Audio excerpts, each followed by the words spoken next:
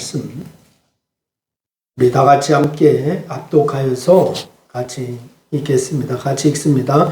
사울은 그가 죽임당함을 마땅히 여기더라. 그날에 예루살렘에 있는 교회에 큰 핍박이 있어 사도 외에는 다 유다와 사마리아 모든 땅으로 터지니라. 경건한 사람들이 스데반을 장사하고 위하여 크게 울더라. 사울이 교회를 참멸할세 각 집에 들어가 남녀를 끌어다가 옥에 넘기니라.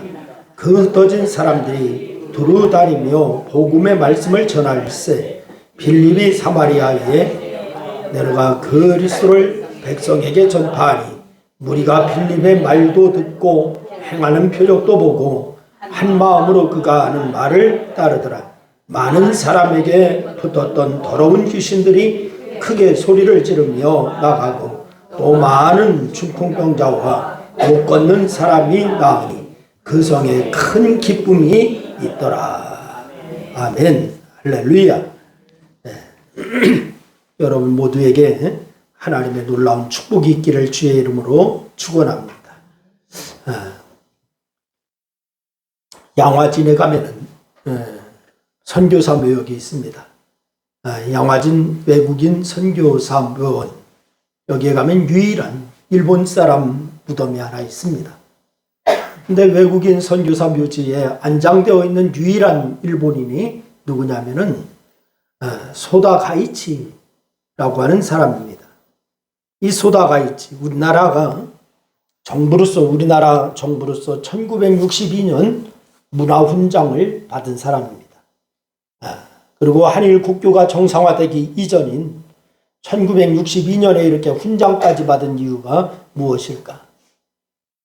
1962년에는 일본과 우리가 수교를 하지 않았던 그러한 시기입니다.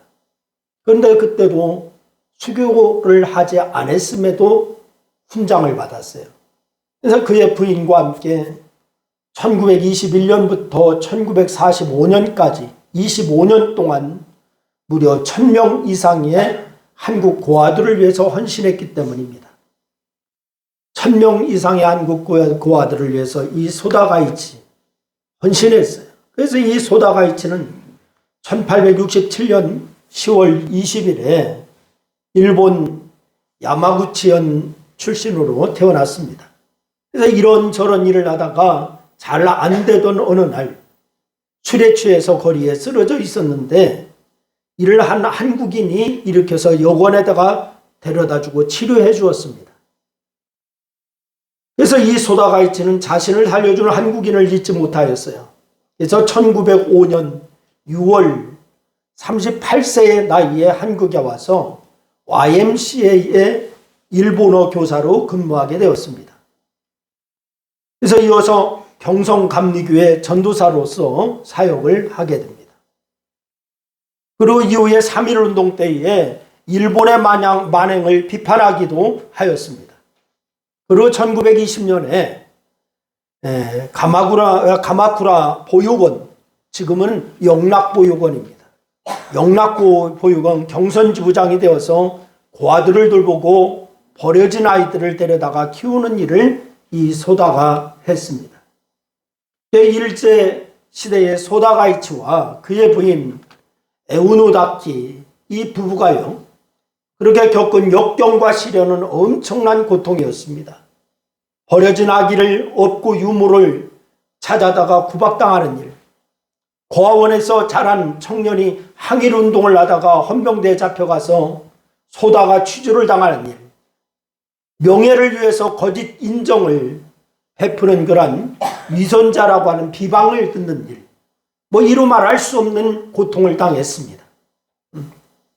그런데 이 소다 내외는 오로지 한국의 고아들을 위한 삶에 전심전력하여서 살기 시작해요. 그런 어떤 어려움이 있다 할지라도. 그래서 일제의 패망 이후에 이 사람이 일본으로 돌아간 소다가이치는 한 손에는 세계평화라고 하는 표어를, 또 한 손에는 성경을 들고 다니면서 조국 일본의 회개를 촉구하기 시작했습니다. 일본에 돌아가서. 그래서 한국에 남아서 계속 거원을 운영하던 부인이 세상을 떠나도 소다는 찬송과 감사를 드리기 시작해요. 소다는 일본에 가서 복음을 전하고 그의 부인은 한국에 남아서 고아를 돌봤었습니다. 그리고 95세 되던 1961년 한경직 목사님의 초청으로 한국에 돌아온 이 소다가 영락 보린원, 그때는 보육원이라고 하지 않고 보린원이라고 했습니다. 이 보린원에서 1년 동안 고아들과 함께 생활하다가 하나님의 품에 안기게 됩니다. 그의 나이가 96세였고 그리고 양화진 외국인 묘지에 묻혔습니다. 한국 정부는 그의 공로를 기려서 1962년에 문화훈장을 그에게 주게 되었습니다.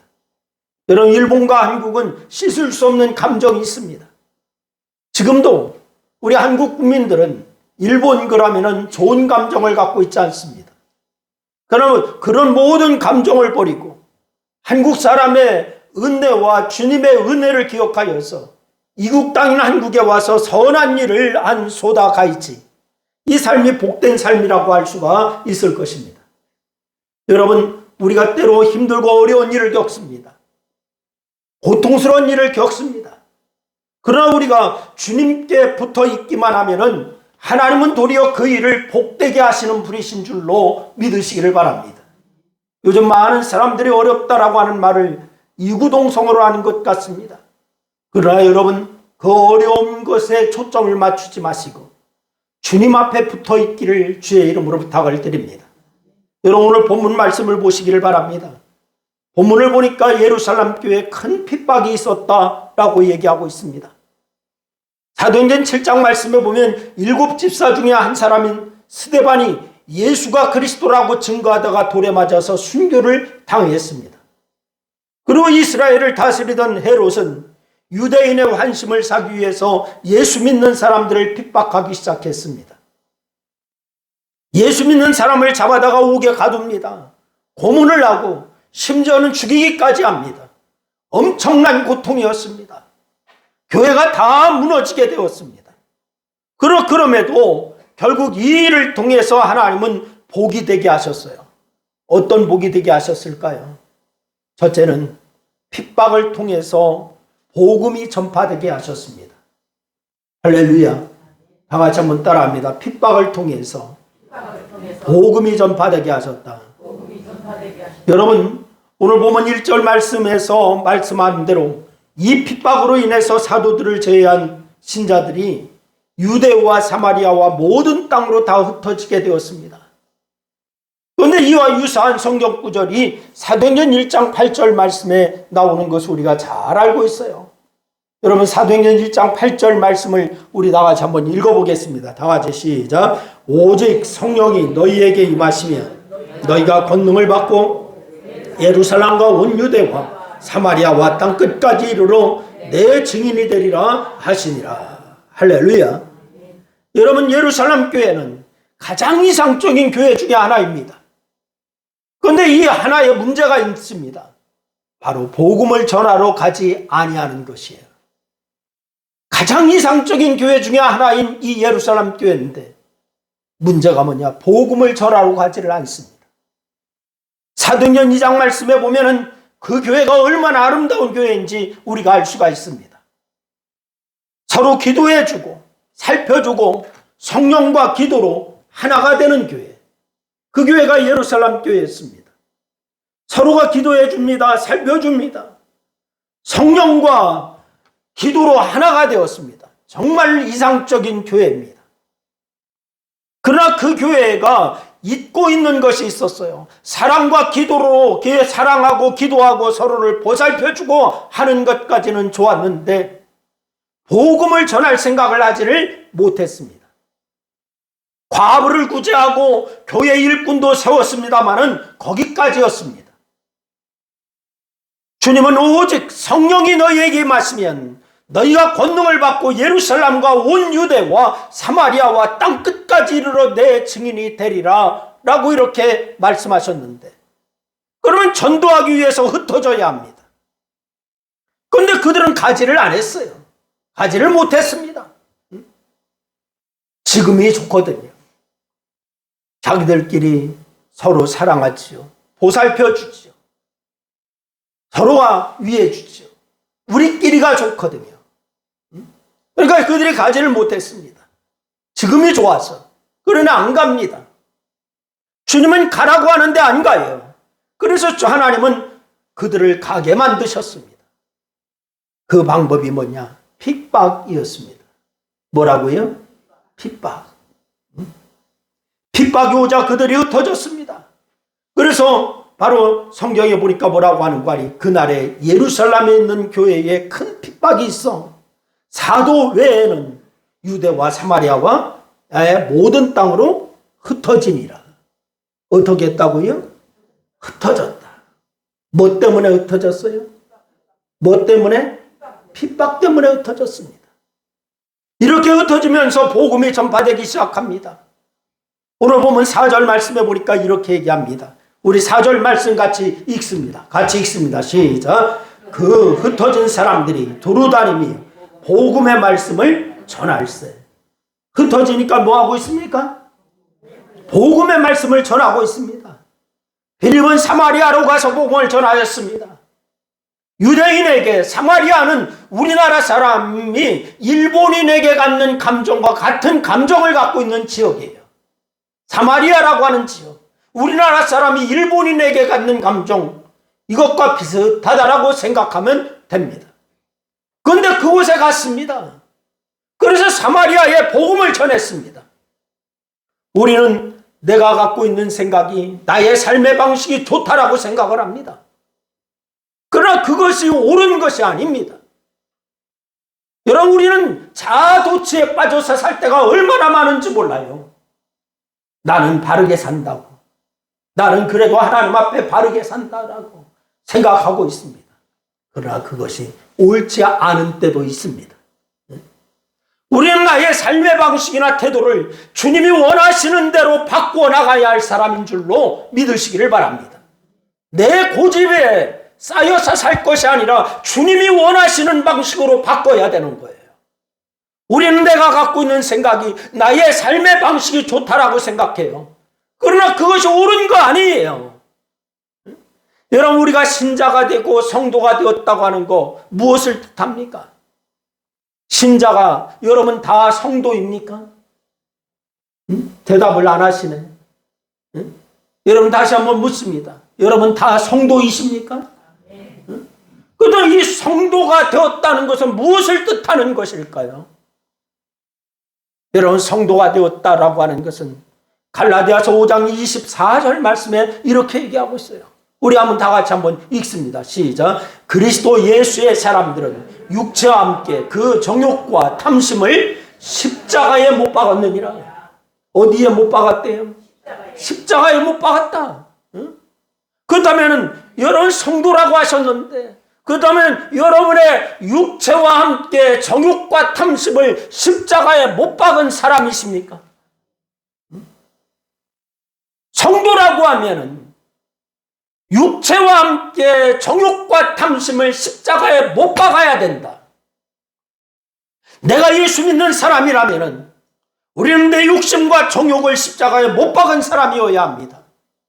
그 사실을 바울은 뭐라고 얘기하는 거 아니? 갈라디아서 바로 2장 20절 말씀에서 바울이 얘기합니다. 우리 다 같이 한번 읽습니다. 다 같이 시작. 내가 그리스도와 함께 십자가에 못 박혔나니 그런즉 이제는 내가 사는 것이 아니요 오직 내 안에 그리스도께서 사시는 것이라. 이제 내가 육체 가운데 사는 것은 나를 사랑하사 나를 위하여 자기 자신을 버리신 하나님의 아들을 믿는 믿음 안에서 사는 것이라. 할렐루야. 우리는 내 생각을 십자가에 못 박은 사람이에요. 그러니 이제는 주님 생각대로 살아야 되는 존재인 줄로 믿으시기를 바랍니다. 여러분, 주일이면은 내 마음대로 편하게 이 시간을 사용하고 싶은 생각이 듭니다. 다 놀러 가고 주일이라고 즐기고 그러니까 그런 생각이 들 때도 있어요. 그러나 예수 믿는 사람은 주일은 뭐 하는 날이에요? 예배하는 시간을 꼭 빼놓아야 합니다. 이 일요일, 주일은 나를 위해서 활용해야 하지만은 예배하는 시간까지 전부 다 나를 위해서 사용하면 안 됩니다. 나를 위한 시간이 좀 줄어들기는 하지만은 주를 위한 시간을 들이면 하나님은 그렇게 사는 데게 복을 주시는 줄로 믿으시기를 바랍니다. 물질도 마찬가지입니다. 이런 물질이 없다라고 무언가 부족하다고 하나님께 마땅히 드려야 할 물질을 내 마음대로 사용하면은 조금 더 물질의 여유가 생깁니다. 10개 중에 하나는 하나님 것인데 하나님 것까지도 내가 사니까 9개를 가져야 하니까 10개가 남아있으니까 조금 여유가 숫자적으로 조금 생깁니다. 숫자적으로. 그러다 보니까 마땅히 주님께 드려야 할 물질을 내 마음대로 사용합니다. 그러나 힘들고 어려워도 하나님의 것을 구별하여서 하나님께 드리는 사람에게 그것이 복이 되게 하시는 줄로 믿으시기를 바랍니다. 그러나 하나님의 것을 하나님께 드릴 때 하나님이 복되게 하시는 거예요. 말라기 3장 7절 말씀해 보니까 11조와 헌금은 주님께 마땅히 드려야 할 헌물이다 라고 말씀했어요. 이건 헌금이 아니라 헌물이다. 이렇게 하지 않으면 하나님의 보호를 받을 기회를 놓치는 거예요. 여러분 다 하나님의 보호를 받기를 원하시나요? 여러분 하나님의 말씀대로 지켜 행하여야 합니다. 11조와 헌물은 축복의 씨앗이에요. 다 같이 한번 따라합니다. 11조와 헌물은 축복의 씨앗이다. 시작. 그렇습니다. 좀 크게 하세요. 다시 한번 시작. 그렇습니다. 축복의 씨앗입니다. 씨를 심지 않고 어떻게 거두겠습니까? 물질적으로 힘들고 어려움에도 주님의 것을 구별하여 드리는 성도에게 주님은 반드시 핍박이 변하여 복음 전파의 기회가 되게 하시는 것처럼 그것이 변하게 되어서 도리어 복이 되게 하시는 줄로 믿으시기를 바랍니다. 두 번째는 이 핍박을 통해서 여러 곳의 교회가 세워지게 하셨어요. 여러분 교회는 우리 주님이 이 세상에 세우려고 했던 천국의 지점입니다. 천국의 지점이 뭐라고요? 교회가 천국의 지점이에요. 하늘에 단 하나의 기관을 이 땅에 주셨다면 그것은 교회입니다. 여러분 하나님 나라의 프랜차이즈, 이게 교회예요. 교회를 통해서 복음이 전파되고 나중에 하나님 나라에 가서 살 사람들이 교회에 와서 천국 생활을 미리 경험해 보게 하는 곳, 이것이 바로 교회입니다. 여러분 나중에 우리가 들어갈 천국은 어떤 곳인지, 함께 살 주님은 어떤 분인지 배우게 되는 곳, 이곳이 바로 교회입니다. 그러기에 예수 믿는 사람은 반드시 교회에 나와야 되는 거예요. 할렐루야. 여러분 교회에 소속하여서 하나님을 배워야 되는 거예요. 예수 만난 사람 치고서 교회의 중요성을 부정하는 사람은 한 사람도 없습니다. 예수 만났다 교회 부정하지 않아요. 교회 부정한다 예수 안 만난 거예요. 여러분 왜 그렇습니까? 성경을 보면은 주님이 친히 교회를 세우셨다 그랬어요. 그래서 교회는 누구의 몸이래요? 주님의 몸이라고 했어요. 주님이 그 교회의 머리가 되고 우리는 그 지체가 된다라고 말씀을 주셨습니다.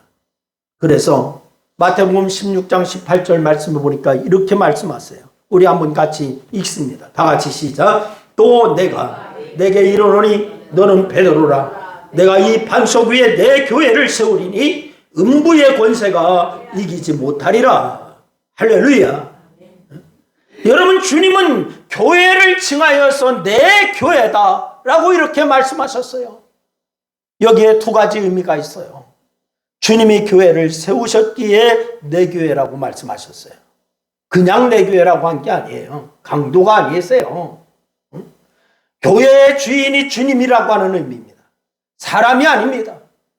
목사도 안수집사님도 권사님도 교회의 주인이 아니에요. 교회의 주님은 저 주인은 누구시다? 주님이시다. 교회의 주인이시다. 그러니 교회는 사람의 뜻대로 하는 것이 아니라 누구의 뜻대로 와야 됩니까? 주님의 뜻대로 와야 되는 거예요. 또한 골로새서 1장 18절 말씀을 보니까 주님이 교회의 머리다라고 말씀을 주셨어요. 에베소 5장 30절 말씀을 보니까 그의 몸의 지체다라고 우리를 말씀하셨어요. 여러분과 제가 그의 몸의 지체다. 그렇습니다. 교회의 머리는 주님이시고 우리는 그의 몸입니다. 지체라고 하는 말입니다. 그래서 주님께서 교회를 세우라고 말씀하셨어요. 이곳저곳에 교회를 세워져서 전도의 프랜차이즈가 되고 하나님 나라의 프랜차이즈가 되고 그 안에 들어와서 사람들이 하나님 나라를 미리 경험하게 하시는 줄로 믿으시기를 바랍니다. 천국의 지점인 신광 프랜차이즈, 천국의 지점인 신광 프랜차이즈, 여기에 세우셨어요. 그런데 예루살렘 교회는 만들어져서 그 역할을 하고 있는데 다른 곳에는 교회가 없습니다. 이 당시에. 그래서 핍박을 통하여서 바로 이 흩어진 사람들에게 교회를 세우도록 하신 거예요. 그러니 핍박은 도리어 교회를 세우는 축복의 도구가 되었습니다. 초대교회 당시에 선교를 감당하던 교회가 수리아 안디옥 교회입니다. 수리아 안디옥 교회. 이 교회가 어떻게 세워졌는지 사도행전 11장 19절과 20절 말씀에 보면 나옵니다. 우리 한번 다 같이 한번 읽어보겠습니다. 사도행전 11장 19절 20절입니다. 다 같이 시작. 그때에 스데반의 일로 일어난 환란으로 말미암아 흩어진 자들이 베니게와 구브로와 안디옥까지 이르러 유대인에게만 말씀을 전하는데 그 중에 구브로와 구레네 몇 사람이 안디옥에 이르러 헬라인에게도 말하여 주 예수를 전파하니. 할렐루야. 안디옥 교회는 스데반의 일로 흩어진 성도들이 세운 교회예요. 스데반의 일, 스데반의 어떤 일이요? 어떤 일? 순교당하는 일, 돌에 맞아서 죽음을 당하는 일. 핍박을 피해서 흩어진 성도들이 새 교회를 세웠어요. 새 교회, 세운 교회, 안디옥 교회. 여러분, 그러니 이에 하나님은 이 핍박을 도리어 복이 되게 하셔서 각처의 교회를 세우기 시작하십니다. 여러분, 교회를 세우셔서 하나님 나라를 전파하여서 많은 영혼을 구원하시기를 원하셨어요. 핍박을 도리어 복으로 사용하시는 하나님이세요. 여러분에게 고난이 있다면 오히려 하나님께 붙어 있어서 그 말씀에 순종하여서 도리어 복으로 만드는 역사가 있기를 주의 이름으로 축원합니다. 세 번째는 이 핍박을 통해서 성도들의 믿음이 성장하게 되었어요. 시편 119편 71절 말씀입니다. 우리 한번 다 같이 읽습니다. 다 같이 시작. 고난당하는 것이 내게 유익이라.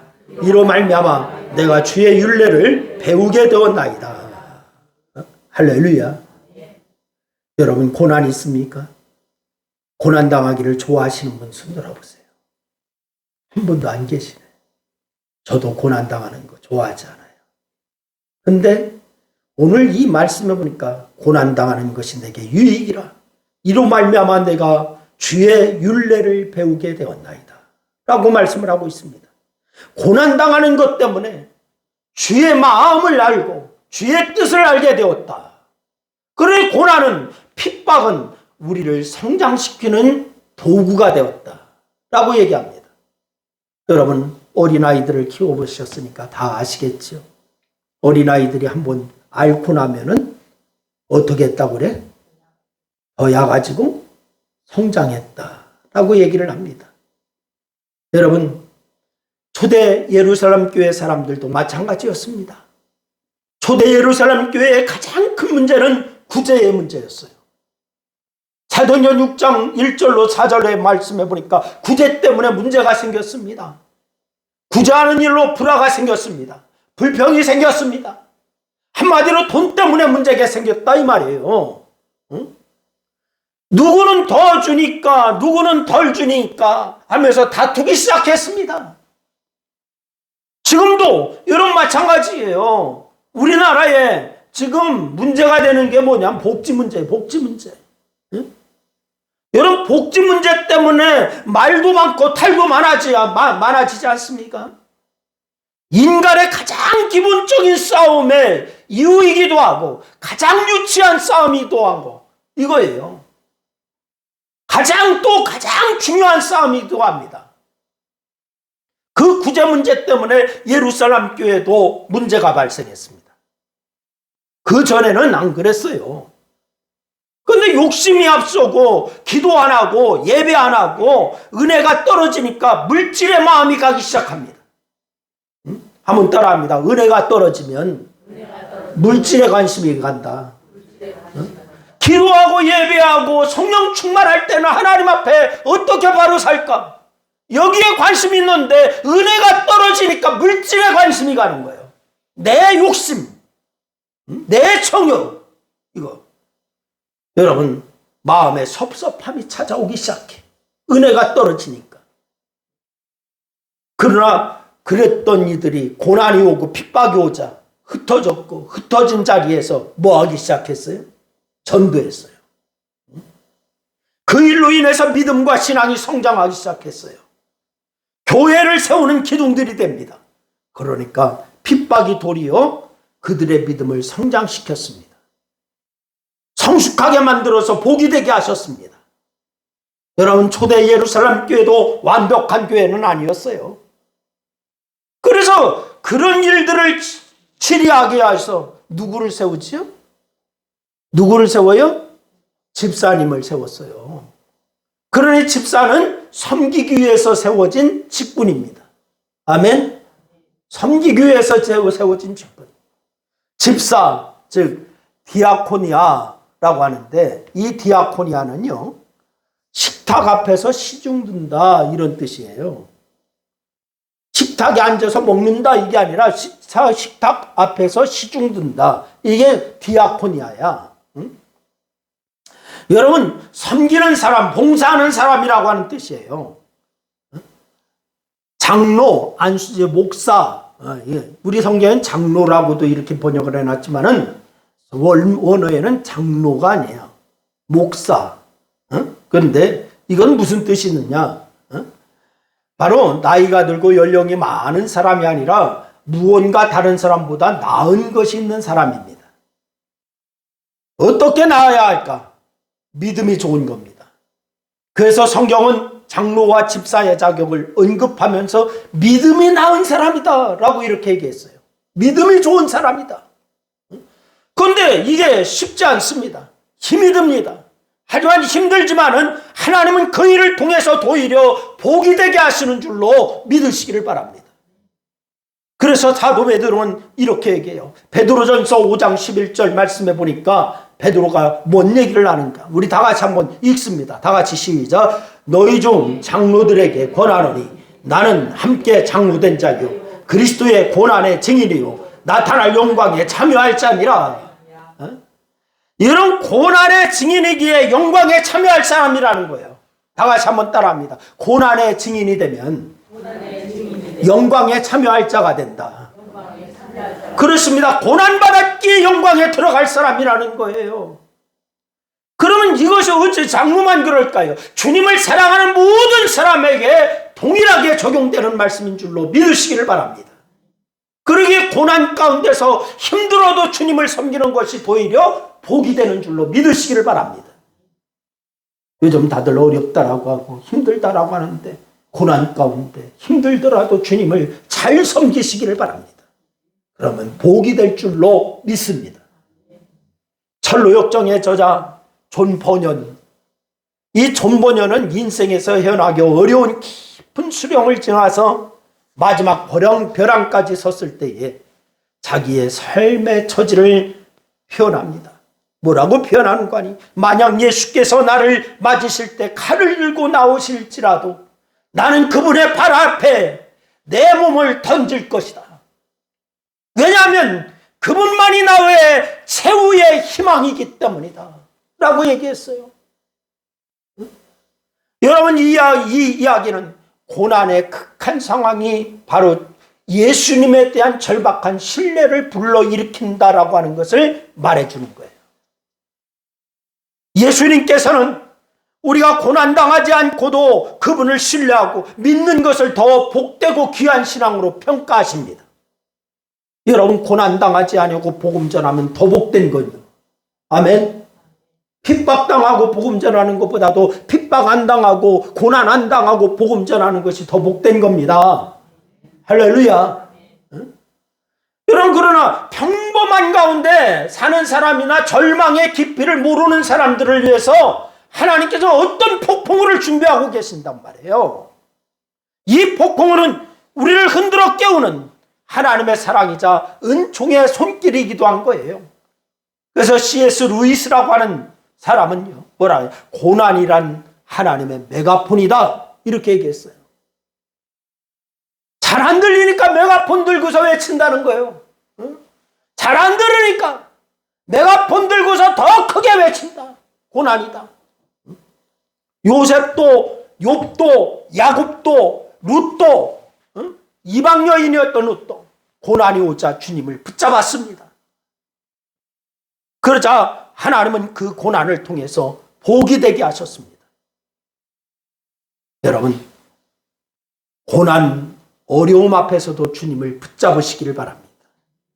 고난이 오기 전에 주님을 붙잡으면 더 복된 것이고, 그래서 그 고난이 도리어 내게 복이 되게 하시는 믿음의 사람이 되게 하시기를 주의 이름으로 축원합니다. 우리 신광교회 모든 성도는 오히려 도리어 복이 되게 하는 고난이 오기 전에 주님 앞에 순종하여 더 복된 사람 다 될 수 있기를 주의 이름으로 축원합니다. 기도하겠습니다.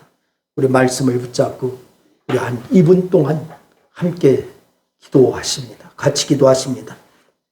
좋으신 아버지 하나님, 은혜와 사랑을 고맙고 감사합니다.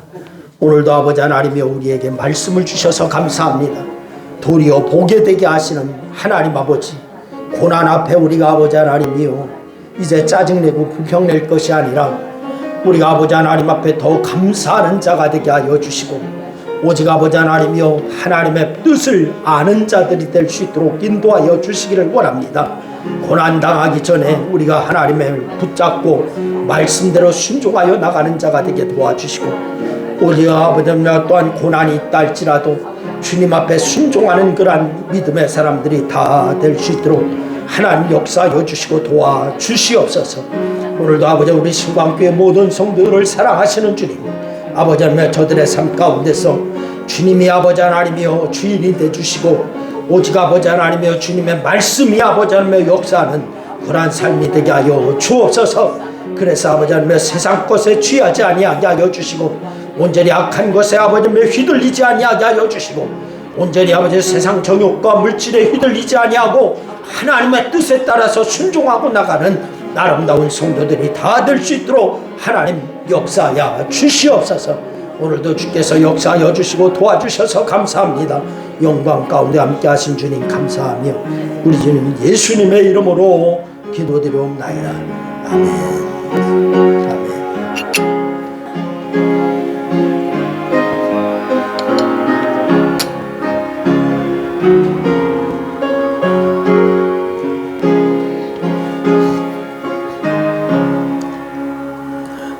그의 말씀 듣고서 준행하는 자는 반석 위에 돋았고 집을 지은 같아. 비가 오고 물나며 바람 부딪혀도 반석 위에 세운 집 무너지지 않네. 잘 짓고 잘 짓세 우리 집 잘 짓세. 만세 반석 위에라 우리 집 잘 지세. 주의 말씀 듣고도 행치 않는 자는 모래 위에 떠났고 집을 지음 같아. 비가 오고 멜하며 바람 부딪힐 때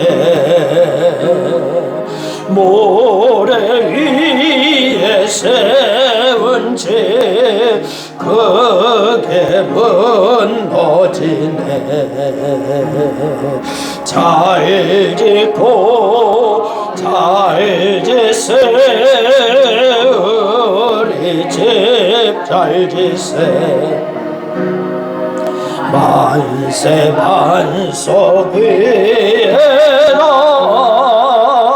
우리 집 잘 지세. 세상 모든 사람들 집을 짓는 자니 반석 위가 아니면 모래 위에 짓네. 우리 구주오셔서 재운 상을 줄 때 세운 공로 따라서 영영상볼 주리. 잘 짓고 잘 지세. 우리 집 잘 지세. 만세 반석 위에나 우리 집 잘 지세. 아멘. 이제는 강림하시는 주 예수 그리스도의 무한하신 사랑과 독생자를 보내시기까지 죄인을 기억하시는 하나님 아버지의 만극하신 은혜와 우리 안에 새 힘으로 함께 하시는 성령님의 역사가 대림절 두 번째 주간을 보내는 성도들과 저들의 가정과 저들의 기업과 이 나라와 교회 위에 도리어 보게 되게 하시는 하나님 아버지를 바라보며 하나님 앞에 붙어 있으며 말씀대로 순종하여 승리하기를 원하는 사랑하는 성도들 무리 위에 이제로부터 영원토록 함께 하옵시기를 축원하옵나이다. 아멘.